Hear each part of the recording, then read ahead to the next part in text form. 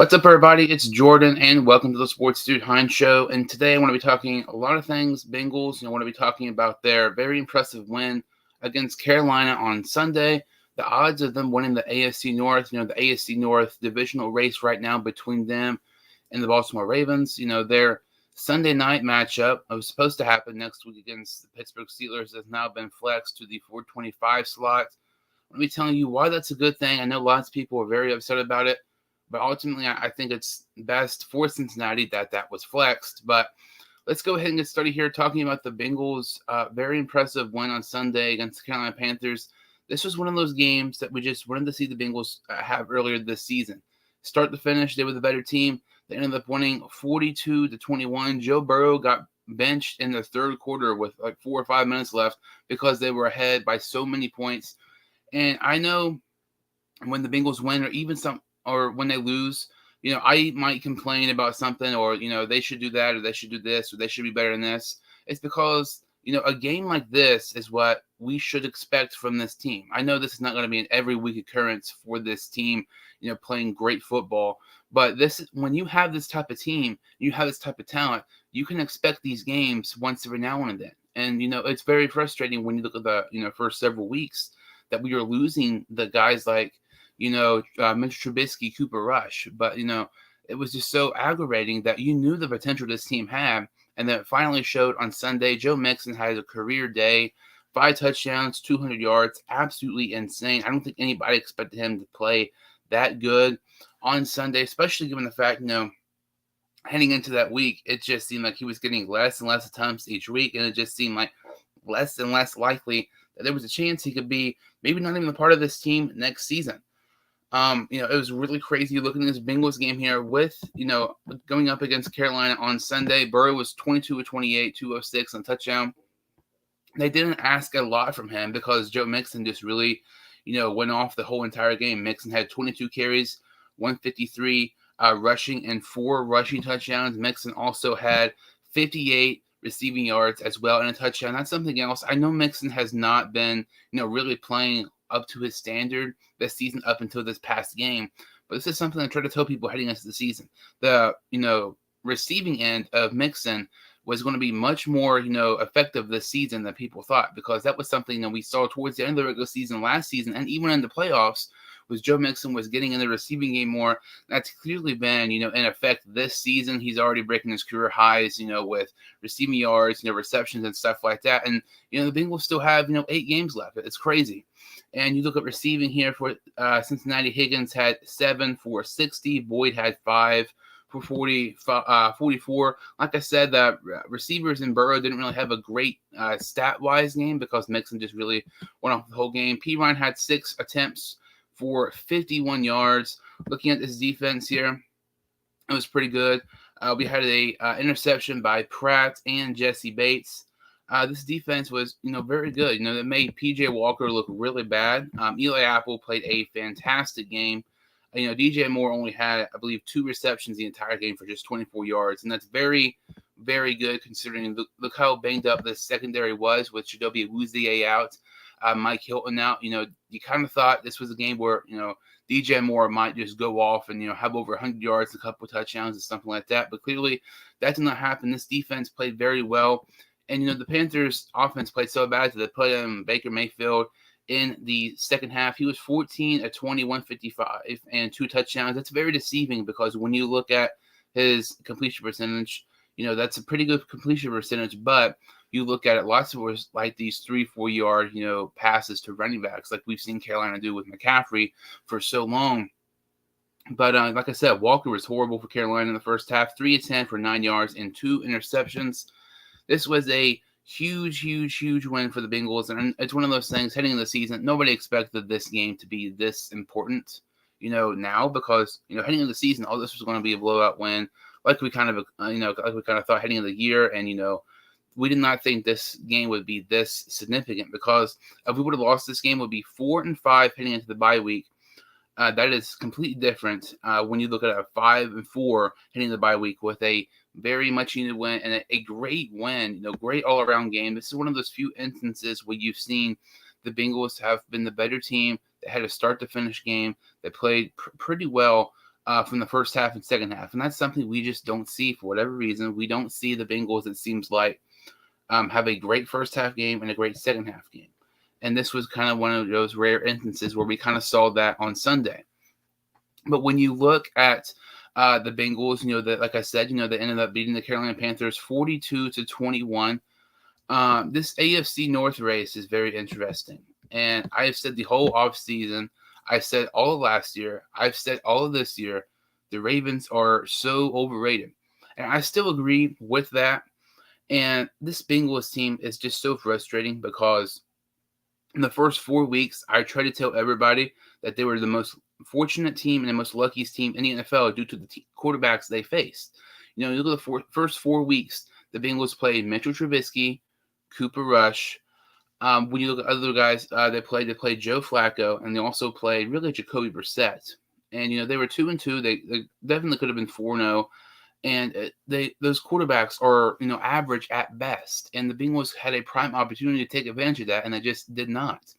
So now they are 5-4. If they would have took advantage of that, they would have a much better record and a much higher chance to end up winning the AFC North. When you look at the AFC North right now, the Bengals are 5-4. The Ravens are 6-3. Do I think the Bengals are close to their potential? No, I think the Bengals are much better. They're capable of being better than they are right now. I think they can be better, what the record shows. I think the Ravens are overrated, but when you look at this, the Ravens have a clear path to win the division. I hate to say it because this was something I was very high on. I was very vocal about the Bengals winning the division this season. But when you look at this here, let's look at the Bengals record for the rest of the season. When you look at the Bengals record for the rest of the season, they play at Pittsburgh, who are 2-6. It's Pittsburgh. Like, I don't care what their record is. It's not going to be an easy one. They've already beat us once. They can maybe beat us again. Beating the Steelers in Pittsburgh is not easy to do. We go on the road to take on the Tennessee Titans, who are 5-3. Take on the Chiefs, who are 6-2. Play the Browns, who are 3-5. They've already beat us once. Go on the road to Tampa Bay. Play Brady, who are 4-5. On the road to the Patriots, who are 5-4, take on the Buffalo Bills, who are 6-2, and take on the Baltimore Ravens, who are 6-3. So looking at this here, the Bengals have 8 games left the rest of the season. 5 of those teams are over 500. The teams who are not over 500, one is the Steelers. Like I said, we've already lost to them. They are year in, year out. I mean, they're always a good team. I know the record isn't good, but they're capable of beating us next week. Team number 2 is the Cleveland Browns. The Cleveland Browns have already beaten us once. Kevin Stefanski is 5-0 against Zach Taylor, and by the time these two teams play again, Deshaun Watson will be playing for Cleveland.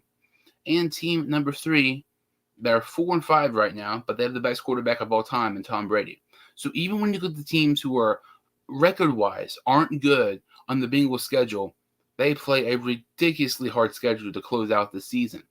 And this was the thing people really talked about when the schedule, was released, that the Bengals had to have a great record heading into the bye because this second half is just really brutal, and that's why they needed to take a full advantage opportunity of winning those games that I talked about earlier in the season, playing against these bad quarterbacks.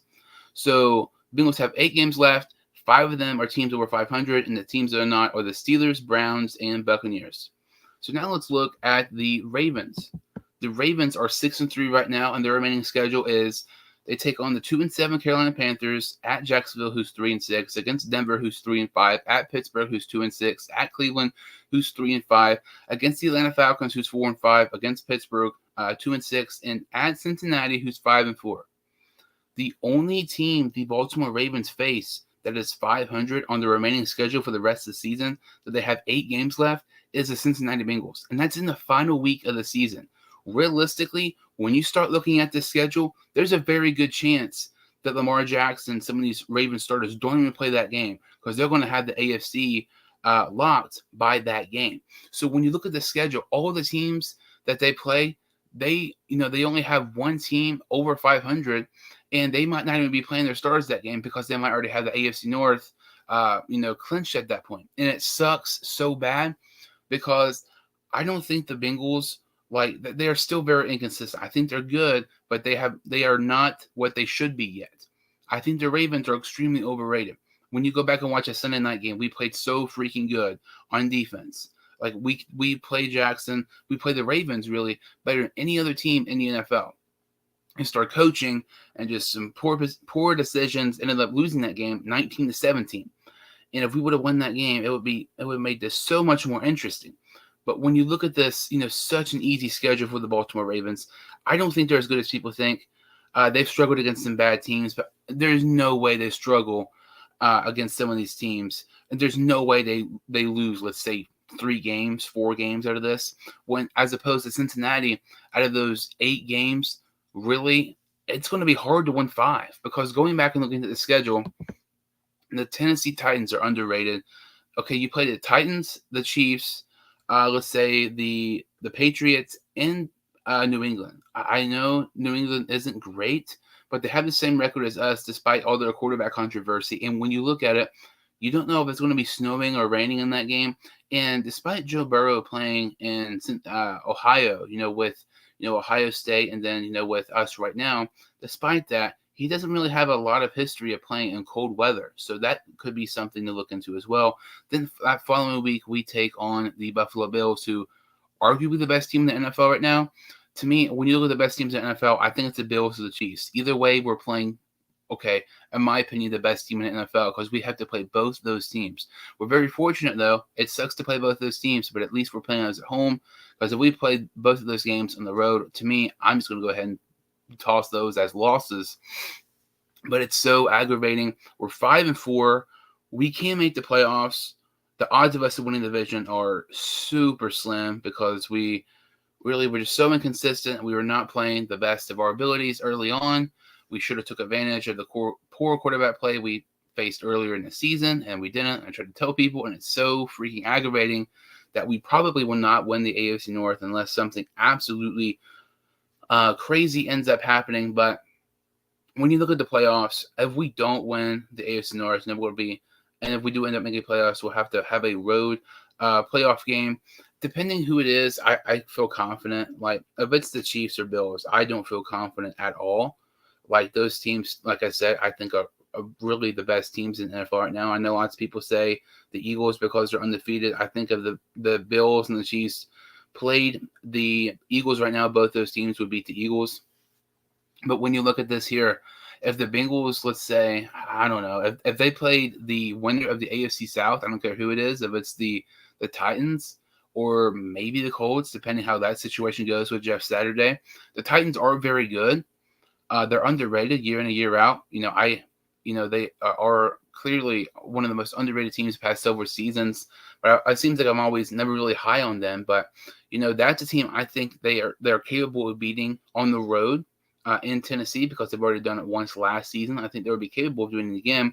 And who's to say they might already do it once in the regular season, just in a couple of weeks because like I said, they have to take on the Titans here in Tennessee in a couple of weeks.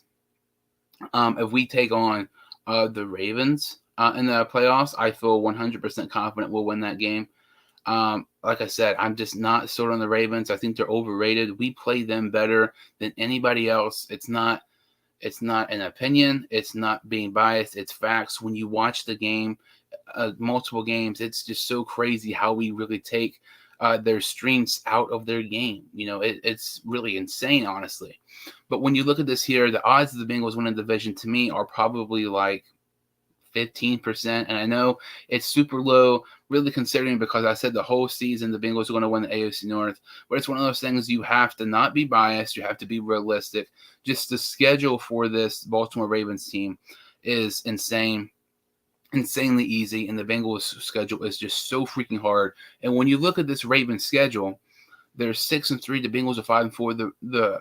The Ravens are really 2 games ahead of the Bengals right now because they already had the head-to-head, and the Bengals are 0-3 in the AFC North. So it sucks, but realistically, if the Bengals make the postseason, we're probably going to be seeing them as a wild card team and not the division winner this season.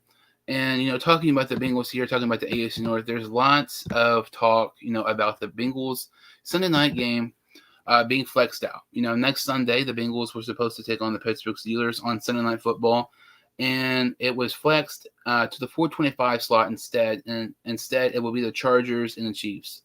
Lots of people are upset about that. I 100% get it, and I 100% think it's the right move, and I think it's the best for Cincinnati. When you look at the NFL, they care about ratings. What game is going to get you more ratings? The Chargers and Chiefs, Patrick Mahomes and the Chiefs, who are the best team in the NFL, or you know Mahomes and Herbert, who are like some of the best quarterbacks in the league, or Joe Burrow against Kenny Pickett. Yes, the Bengals and Steelers are a big rivalry, but so is the Chiefs and the Chargers. Justin Herbert and Patrick Mahomes is going to get a lot more viewers and ratings up, rather opposed of Joe Burrow coming up against Kenny Pickett. And it's not even a guarantee Jamar Chase would even be playing that game. So when you look at this Bengals game here, we've already lost the Steelers once.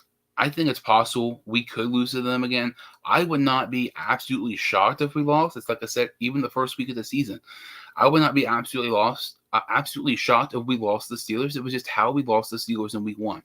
And when you look at the Bengals, they have a historically horrible record of primetime games on the road. The Bengals have lost 13 straight road primetime games. The last time the Bengals have won a road primetime game was against the Philadelphia Eagles. They won 34-13. That was on December 13th of 2012. So the Bengals have not won a road primetime game in 10 years. Since that time, they're 0-13.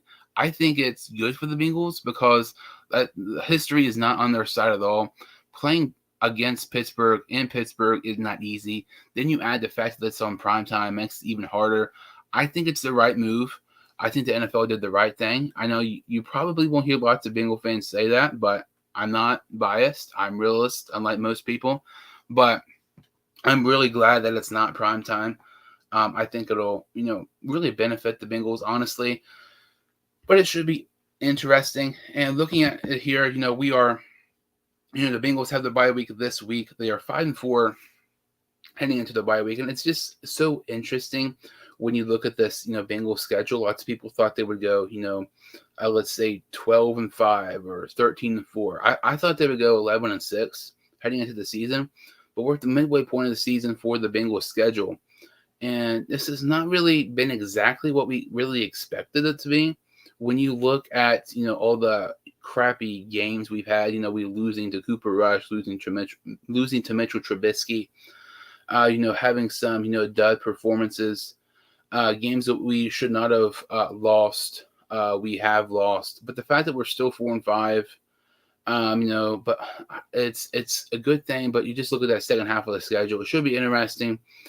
This second half of the schedule is if we be 4-5 or something like that, in our second half stretch, I think we can show that we are one of the better teams in the league. But it'll really show how good of a team we are with this second half of the schedule, because this is just so freaking brutal of a schedule. I don't know what the schedules look like when it comes to hardest ones, but I would assume the Bengals are probably near the top easily, because all these teams like the Titans, they're going to win their division. The Chiefs will win a division. The Bills will win a division, and the Ravens will win a division. Because at that time, realistically, the way the Bengals schedule is, the Bengals probably will not even be playing the Ravens starters that game.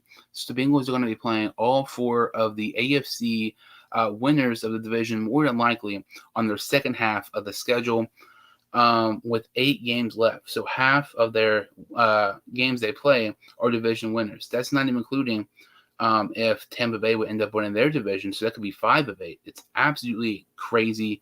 Very difficult second half for the Cincinnati Bengals. But 5-4 heading into the bye week, not great, not horrible. I would assume most fans expected us to be a little bit better. But it's very interesting when you look at the Bengals, win on Sunday against the Carolina Panthers. Monday, I was able to go to a Sun Never Forgets bowling event with, hosted by DJ Reader. DJ Reader spent over 4,000 hours giving back to community service. And, the mayor of Cincinnati was there, and he announced that November 7th would be DJ Reader Day in Cincinnati for all his hard work and contributions to giving back to the community in Cincinnati, helping, school children and so much more and everything like that. It was a really cool experience to go to. Me and a couple other people were invited, and it was such a great opportunity to talk to people and stuff like that. It was very, very fun. It was a great event. Met a couple of people like I met Reader, I met Josh Dupeau, BJ Hill, and Trey Hendrickson.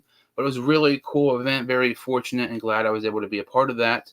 It was so much fun. But yeah, it was very, very cool. You should definitely check that out. As Sun Never Forgets, with DJ Reader and all his hard work and contributions, to giving back to the community. It's great being a Bengals fan, and it's nice to be a fan of a player, but it makes even a bigger fan of them when they're giving back to the community like Reader has, and it's so awesome that he's doing all this stuff that he's done and everything. But that kind of about really does it for this video here. If you're new to the channel or have seen my videos before, make sure to like this video and subscribe to my channel. I would greatly appreciate it. Thank you all so much for watching, and I'll see you all next time on the Sports Dude Hein Show.